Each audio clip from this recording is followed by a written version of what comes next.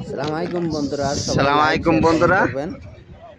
আপনারা সবাই ইজ্জতের ভালো মসজিদ। থাকবেন ইনশাআল্লাহ। বেশি বেশি লাইক শেয়ার কমেন্ট করে এই পাশে মসজিদে থাকবেন, পাশে থাকবেন ইনশাআল্লাহ। রাস্তার ভালো পাশে থাকেন, যাওয়ার সময় সুস্থ থাকেন ইনশাআল্লাহ। গোসল করে আর 2 রাকাত নামাজ পড়ে নবী সাহেব গেছিল তায়েব থেকে এই যে মসজিদ